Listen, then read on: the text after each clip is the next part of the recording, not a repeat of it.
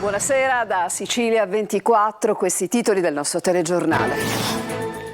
Non si può tornare dall'università in una bara. A Sicilia 24 il dolore del sindaco di Solarino, il paese d'origine della giovane Chiara travolta da un'auto sulla circonvallazione di Catania.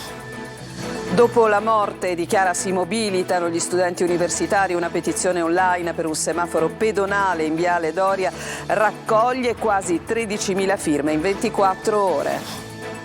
C'è anche un forestale tra le 3 persone arrestate per gli incendi che nei mesi scorsi hanno devastato ettari di terreno nel Trapanese. Attendevano i giorni di scirocco per appiccare le fiamme.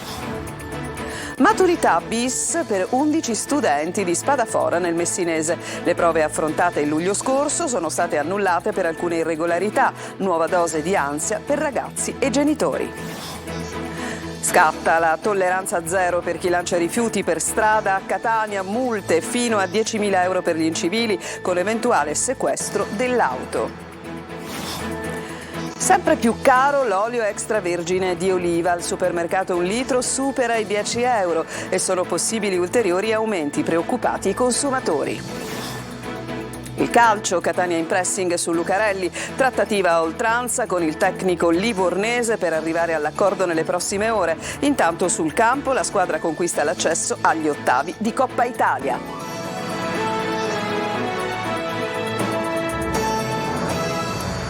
Bentrovati da Sicilia 24, torniamo sul gravissimo incidente, l'incidente mortale della giovane studentessa di Solarino, di Chiara, soli 18 anni e una vita praticamente strappata in una sera proprio sulla circonvallazione di Catania.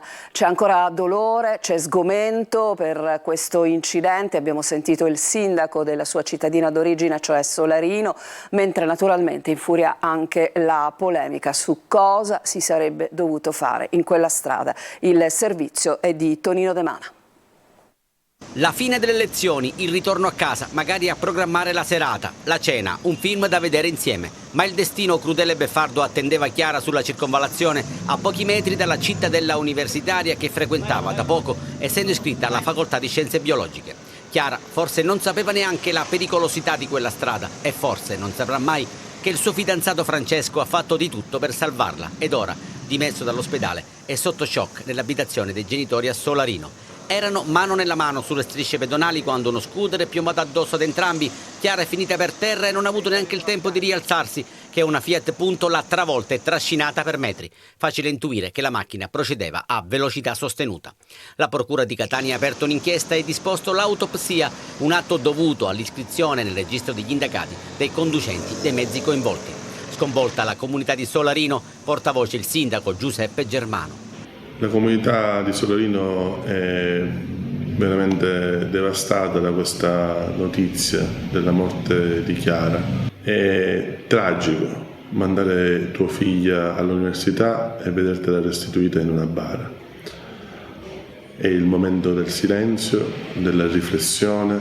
Dovremmo capire tutti quanto è importante la vita e quanto purtroppo in un attimo tutto può cambiare. È il momento del dolore, ma anche delle polemiche che infuriano in tema di sicurezza stradale in un tratto, il viale Andrea Doria, già teatro di numerosi incidenti gravi. E il mondo universitario si mobilita per chiedere accorgimenti seri affinché si evitino altre tragedie. Dossi, cavalcavia, sottopassi, semafori pedonali, autovelox, presidi fissi delle forze dell'ordine sono tutte soluzioni al vaglio. Prima però sarà fondamentale educare al rispetto dei limiti di velocità e ribadire che l'auto non è solo un mezzo per spostarsi, ma può diventare un'arma letale.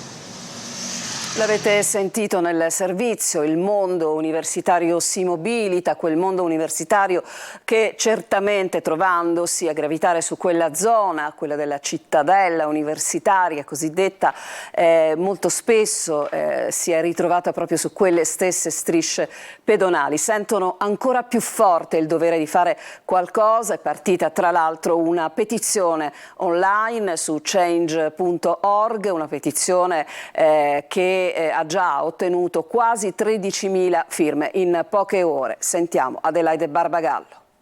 La morte di Chiara Adorno ha sconvolto tutti gli studenti della cittadella universitaria di Catania. Matteo Meli, iscritto in ingegneria, non ci ha pensato due volte, ha lanciato una petizione sulla piattaforma change.org. Quasi 13.000 le firme raccolte in poche ore per chiedere a gran voce una soluzione ed evitare altre tragedie. Potevo esserci io su quella strada, ho attraversato qualche minuto prima anch'io.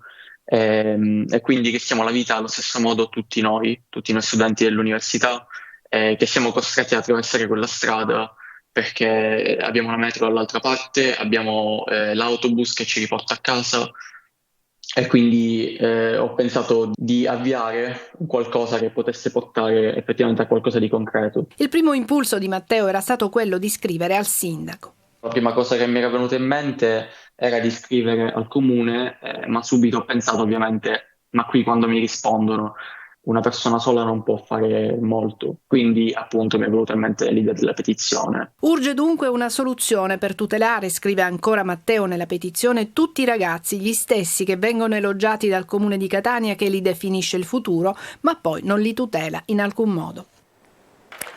Resta in carcere il cameriere tunisino accusato di aver ucciso con 3 colpi di pistola in via Roma a Palermo la notte tra venerdì e sabato scorso il collega algerino Samir. Il GIP ha convalidato l'arresto di Ali El Abed Baguera. I 2 lavoravano in ristoranti l'uno di fronte all'altro in via Amerigo Amari e il movente sarebbe legato proprio all'accaparramento dei clienti. A incastrarlo sarebbero le immagini delle telecamere della zona. Il suo avvocato nega però che l'uomo nelle immagini sia proprio il suo assistito. Approfittavano del vento di scirocco per appiccare il fuoco. In manette sono finiti 3 piromani responsabili degli incendi che nei mesi scorsi hanno distrutto ettari di terreno nel Trapanese. Pensate che uno di loro è proprio un operaio della Forestale. Laura Spanò. Un operaio stagionale della Forestale, un recidivo e un pastore. I carabinieri fanno luce sugli incendi divampati quest'estate ad Alcamo, Custonaci e Paceco nel Trapanese, arrestando i responsabili residenti nei comuni percorsi dalle fiamme. 2 ora sono agli arresti domiciliari, il terzo è finito in carcere. I 3, da quanto accertato dai militari dell'Arma, attendevano le giornate di scirocco per entrare in azione, realizzando i punti di innesco in terreni incolti sia di proprietà privata sia comunale, con l'obiettivo di arrecare maggiori danni possibili. L'operaio forestale sarebbe il responsabile dell'incendio che ha interessato Contrada Costa ad Alcamo. Il rogo, divampato lo scorso mese di agosto, ha ridotto in cenere 12 ettari di terreno, minacciando di aggredire le abitazioni circostanti. Uomini della Forestale e Vigili del Fuoco impiegarono 7 ore per completare l'operazione di spegnimento. A incastrare il piromane le telecamere di abitazioni private che lo hanno immortalato mentre si allontanava dalla zona a bordo della propria auto. L'operaio è entrato in azione un'ora prima di prendere in servizio.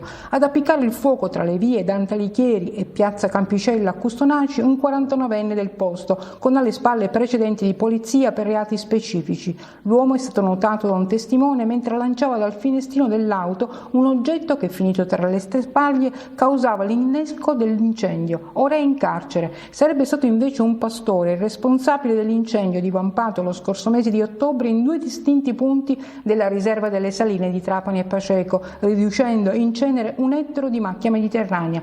Il piromane è stato ripreso dalle telecamere di videosorveglianza mentre si allontanava in sella ad una Vespa dove aveva appiccato il fuoco. Sono questi i primi effetti del lavoro del nuovo pool investigativo sugli incendi boschivi costituito dalla Procura Trapanese, che ha già richiamato i comuni a far rispettare le ordinanze per la pulizia dei terreni da parte dei privati. Un 23enne disoccupato pubblica sui social alcune foto di armi e munizioni e i carabinieri durante un blitz scoprono che il padre 60enne di Belpasso, nel Catanese, percettore di reddito di cittadinanza, ha in una casa una doppietta calibro 12 e uno zaino pieno di munizioni di vario calibro. Mentre accompagnati dalla figlia 31enne dell'uomo stanno per lasciare la casa insieme con il 60enne, si insospettiscono per la presenza di un locale dove alla fine trovano marijuana, cocaina e denaro, circostanza che porta all'arresto in flagranza della ragazza. Al padre tutto ciò invece è costato una denuncia per detenzione abusiva di armi e la revoca del reddito di cittadinanza. A Catania, in Piazza Mercato, nel quartiere Montepo, la Polizia di Stato è intervenuta dopo la segnalazione sul numero unico di emergenza di 2 persone a bordo di uno scooter di colore bianco, una delle quali aveva esploso alcuni colpi in aria con una pistola. L'arma si è rivelata una pistola a salve, priva però del tappo rosso. Giunti sul posto, gli agenti hanno individuato lo scooter e un minorenne che aveva l'arma in tasca, che è stato denunciato per il reato di porto di arma o strumento atto ad offendere. E adesso andiamo nel Messinese, a Spadafora. Come noto, come nel noto film, anche 11 studenti di un liceo appunto del comune del Messinese hanno dovuto ripetere l'esame di maturità. Le prove affrontate il luglio scorso infatti sono state annullate per alcune irregolarità, bis di ansia dunque per ragazzi e genitori. Francesco Aloi. Per molti la fine di un calvario, soprattutto psicologico. Al liceo Galilei di Spadafora, in provincia di Messina, sono iniziati gli esami orali bis della prova di maturità per 11 studenti della quinta linguistico che hanno dovuto ripetere la prova dopo le irregolarità emerse in quella dello scorso luglio e venute fuori dopo il ricorso di una delle studentesse. Oggi, primo giorno, svolto in un clima di serenità con la commissione presieduta dal dirigente dell'Istituto Anis di Messina Elio Parisi, che ha cercato di mettere gli studenti tutti a proprio agio. E allora, nonostante la tensione del momento, tutti hanno affrontato la prova, dimostrando di aver studiato. È stato un po' strano, inaspettato, però la commissione era molto tranquilla, quindi mi sono trovata anch'io tranquilla e abbastanza a mio agio. E ora sono tranquilla, ma comunque lo ero come la mia compagna anche prima di entrare. C'era più tensione a giugno, luglio e quindi oggi mi sentivo più a mio agio. Domani è sabato le prove degli altri studenti che da 2 mesi a questa parte hanno vissuto dei momenti di angoscia ed ansia, stati d'animo condivisi anche con i genitori. Ci sono stati alti e bassi, soprattutto le ragazze ne hanno risentito tanto perché si sono prima chiusi nel silenzio e poi hanno cominciato a sfogarsi e sono state un po' angosciate, si vedeva. Ultimi tempi però hanno riacquistato un po' più di serenità per arrivare ad oggi più tranquille e più serene. E adesso si può tornare a pensare al percorso di studi universitario, c'è chi lo farà a Messina e chi andrà fuori, con quel che adesso rimane un ricordo da raccontare.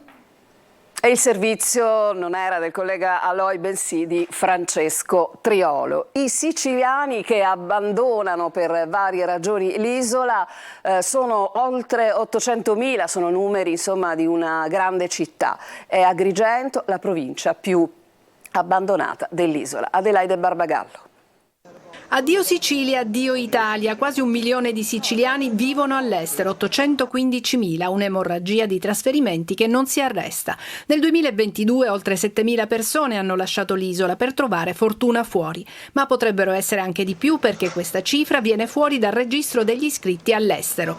Il nuovo rapporto Italiani nel mondo della Fondazione Migrantes fotografa ancora una volta una Sicilia che si svuota, con comuni che fanno fatica a riempire le scuole perché ormai molti bambini figli dei giovani emigranti nascono altrove.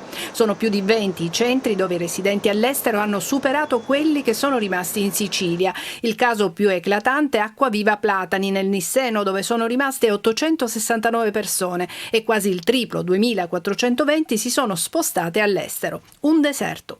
La fuga di residenti non risparmia i grandi comuni a partire da Palermo, Catania e Messina. Sono 37.000 i palermitani che vivono all'estero, più degli abitanti del centro storico, 23.000 i catanesi che hanno lasciato la città per andare fuori. Tra le province Agrigento è la più abbandonata con 160.000 residenti all'estero e Favara è tra i primi 10 comuni per fuga di abitanti. Qualcuno specula come se il problema fosse l'immigrazione, in realtà dalle nostre parti il problema è l'emigrazione. Perdiamo non solo i giovani che trovano spiragli di vita migliori in altri paesi, ma stiamo tornando ad avere lo spopolamento della manodopera. Quindi persone che magari fino a 20 anni, 30 anni fa lavoravano in Belgio, costrette a ritornarci a 55-60 anni e questa è una tragedia. Al secondo posto c'è la provincia di Catania con 137.000 abitanti fuggiti altrove, seguita da Palermo con 135.000. Quasi la metà, il 44% di chi lascia la Sicilia per trasferirsi altrove sono giovani. La prima meta è la Germania. Qualcuno ritorna. Nel 2022 in 7.000 sono rientrati in Sicilia. Notizia dalle agenzie: un uomo armato di fucile aizza 3 cani contro un gatto che trova rifugio su un albero, ma a questo punto l'uomo imbraccia il fucile e spara, ferendo l'animale facendolo cadere per terra. I cani si avventano sul felino e lo sbranano, ma la cosa che ovviamente notiamo è che tutto questo è stato registrato in un video pubblicato su TikTok e questo video è al centro di una denuncia che è stata appunto presentata da parte dell'associazione LNDC Animal Protection. Ammenda pecuniaria da 1.000 a 10.000 euro. Prima si trattava di una multa che andava da 300 euro fino a 3.000 euro. Una denuncia all'autorità giudiziaria e sequestro del mezzo se il reato avviene utilizzando un veicolo. Scatta la tolleranza zero per chi abbandona illecitamente rifiuti nel territorio comunale di Catania, in esecuzione di una nuova norma nazionale entrata in vigore lo scorso 10 ottobre. L'ammenda può arrivare a 26.000 euro se l'abbandono dei rifiuti è di titolari di imprese. Lo ha reso noto il comandante della Polizia Municipale Stefano Sorbino al termine di un incontro operativo in attuazione di un preciso indirizzo stabilito dal sindaco Enrico Trantino e della Giunta Comunale. La pena è aumentata sino al doppio se l'abbandono dei rifiuti riguarda appunto materiale pericoloso. E adesso ci occupiamo del caro vita, che in questo caso tocca l'olio extravergine di oliva, pilastro della cucina mediterranea, sempre più caro. 1 litro arriva a superare i 10 euro. Sentiamo. Fuori delle offerte prima si parlava di 4,99, ora siamo arrivati a 8,99. Il 2023 come anno dei record per il costo dell'olio d'oliva. Sugli scaffali dei supermercati il prezzo medio supera i 10 euro al litro, all'ingrosso è di 9 euro. 10,99 euro l'olio, ma non è possibile. Prima quanto lo pagava? Ma all'incirca 6 euro, 6,50. Ci stiamo più attenti. La Spagna, primo produttore mondiale, ha registrato un forte calo nel raccolto. Così le aziende si sono rivolte ad altri paesi come l'Italia. Aumentando la richiesta, quindi salgono anche i prezzi. Considerato che la Spagna produce più del 60% dell'olio extravergine d'oliva del consumo mondiale, fa sì che le produzioni italiane, greche o degli altri paesi produttori di olio extravergine non bastano a soddisfare l'autoconsumo, quindi troviamo negli scaffali gli oli a dei prezzi molto ma molto elevati. Per la scarsa produzione spagnola sul banco degli imputati c'è la siccità, una piaga che non risparmia nemmeno l'Italia, con il raccolto che scarseggia anche in Sicilia. Noi siamo stati in un oliveto di Solarino, nel Siracusano, dove diversamente da altre zone dell'isola l'annata sembra andare bene. L'invito a tutti i produttori della filiera è di mantenere i prezzi, difendere il prezzo giusto dell'olio. Il prezzo giusto vuol dire un prezzo etico sia per chi produce sia per chi acquista. E se per alcuni produttori il costo dell'olio è giusto, i consumatori dicono che il prezzo è troppo alto, ma non finisce qui, perché nei prossimi mesi potrebbe lievitare ancora. Adesso ci fermiamo, c'è una breve pausa e torniamo con altri servizi.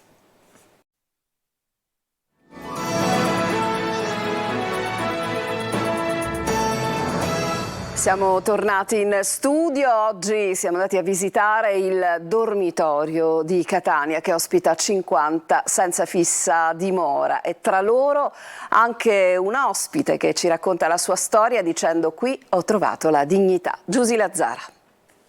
Faccio dei lavori saltuari che non mi permettono di pagare l'affitto e grazie a questa struttura che mi dà la dignità di partire sempre ogni mattina a cercare dei lavori. La sua storia risuona in questo giorno aperto a tutti per far conoscere la struttura di accoglienza del comune di Catania. Una grande casa nel quartiere di Inesima Superiore che ospita 50 senza fissa dimora, italiani e stranieri. Qui si può dormire e fare colazione, la permanenza è di 9 mesi. C'è chi coltiva un piccolo orto. Vivere per strada quando si è perso tutto non è facile e non basta trovare un riparo sotto un portico sul marciapiede. Il tentativo è sempre quello di avvicinarli a noi, di cercare di far capire che l'accoglienza è una strada alternativa e magari la più sensata da poter fare. A volte riusciamo, altre volte no. Tante le persone che ancora vivono ai margini. Dobbiamo potenziare i nostri servizi, quindi dobbiamo potenziarli in ogni singola circoscrizione per far sì che chiunque si trovi in giro possa essere, recuperato attraverso le nostre unità di strada, sempre con gli enti del terzo settore che danno un grande aiuto. Un lavoro di equipe tra associazioni e volontari insieme, il Consorzio Ebbene, il solco per mantenere aperta la struttura. La Camera Penale di Catania ha ricordato oggi l'avvocato Serafino Famà, ucciso 28 anni fa. Marco Carli. 28 anni esatti da quei colpi di pistola che la sera del 9 novembre del 1995, attorno alle 21, posero fine alla vita e al lavoro di Serafino Famà.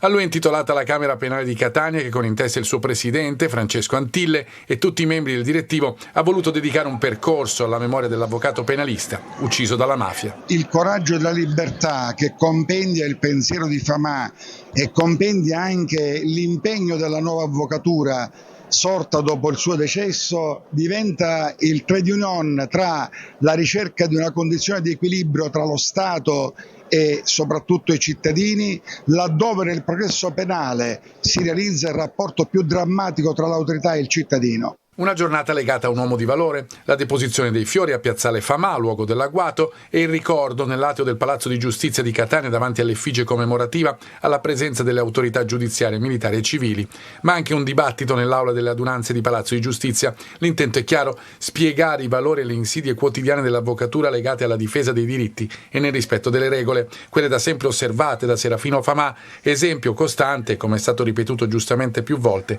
insegnamento permanente per i più giovani. Un'altra pausa e poi il calcio.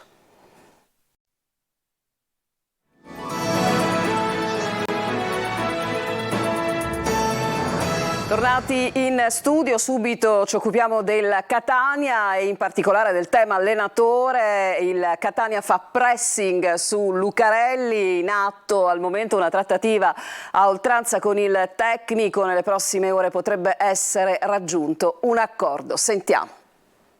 Si tratta d'oltranza, l'obiettivo è dare una guida al Catania e farlo nel più breve tempo possibile. Nel borsino rosso-azzurro ha ripreso quota il ritorno di Cristiano Lucarelli, con cui si sta trattando per il suo ingaggio, un'opzione venuta fuori prepotentemente nelle ultime ore, con il livornese che ha scavalcato Brocchi e Silvio Baldini, profili valutati da Grella. La panchina come priorità dopo il terremoto di domenica e dopo che ieri la dirigenza etnea è stata tutta in campo con il nuovo consigliere d'amministrazione bresciano, con Lodi che può assumere maggior peso, con Grella al telefono. In campo intanto la squadra ha ripreso il cammino e lo ha fatto sotto la guida di Zeoli, uno che Catania ce l'ha nel sangue. Ho sempre pensato che a Catania ti devi violentare, passami il termine, dunque perché è una sofferenza e le esigenze della piazza e della tifoseria. L'approccio contro il Picerno è stato lontano da quello apprezzato per così dire nelle ultime partite, e meno male in 20 minuti il Catania è sul 2-0, Castellini segna il suo primo gol in maglia rossa-azzurra e lo fa dopo un'azione ispirata da Chiarella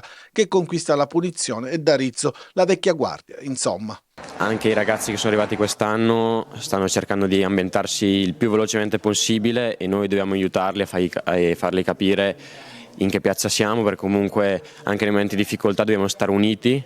A sinistra la catena De Luca Maffei funziona al meglio, viene fuori il rigore che si trasforma in una parata del portiere lucano e poi nell'autogol di Diop 2-0, ma poi tornano i fantasmi. Nella ripresa il Picerno prima accorcia con Cico, poi raddoppia grazie alla premiata di Murano Vitali e rischia pure di passare in vantaggio se Bois non salvasse sulla linea. Per fortuna ci pensano Zammarini, assist e Deli, gol, il Catania passa, troverà il Crotone e adesso pensa al Cerignola. Adesso parliamo della vittoria d'oro del Palermo che ha battuto il Brescia 1-0 nel recupero della seconda giornata di campionato. A firmare la rete della vittoria il centrocampista Koulibaly. Marco Gullà. Puntava a vincere per rialzarsi e il Palermo, anche se giocando a corrente alternata, ci è riuscito. Brescia ha battuto 1-0 al Barbera grazie a questo gol nel primo tempo di Koulibaly, pennellata di Valente e testa dell'ex Ternana, che poi nell'esultanza chiama a raccolta i suoi compagni, come a dire rialziamoci tutti insieme. 3 punti d'oro per il Palermo nel recupero della seconda giornata, rosanero che si lasciano alle spalle il periodo di crisi e tornano al terzo posto ad 1 punto dal Venezia secondo e a 6 dal Parma che è primo. Una partita complicata e sofferta quella del Palermo. Corini ha rispolverato Valente e ha messo dentro Koulibaly che veniva da un infortunio e proprio da loro due è arrivata l'azione del gol. Il Brescia ci ha provato fino alla fine flirtando con la rete del pari però solo nel finale. I siciliani non hanno collezionato tantissime occasioni anche se sui piedi di Soleri nel finale è arrivata l'occasione per chiudere la contesa. Contavano i 3 punti, Corini espulsa qualche minuto dalla fine, esulta ed esalta il gruppo. Così è stato, con grande volontà, forza di volerla portare a casa, mi è piaciuto lo spirito. I ragazzi hanno lottato veramente con la voglia di portare a casa un risultato che era fondamentale oggi, che riequilibra la classifica e di conseguenza lo volevamo, l'abbiamo ottenuto e devo fare i complimenti ai miei ragazzi perché spesso si dice la squadra che lotta, che fa e oggi abbiamo messo dentro il cuore e l'abbiamo vinta col cuore. Migliore in campo colui che ha segnato la rete della vittoria. È stato bello segnare al Barbera perché è un gol che mi serviva, ci mancava e comunque sono contento per aiutare la squadra. Domenica Palermo di scena ancora al Barbera, questa volta arriva il Cittadella. Con questo servizio si chiude questa edizione di Sicilia 24. A tutti voi grazie per l'attenzione, buona serata.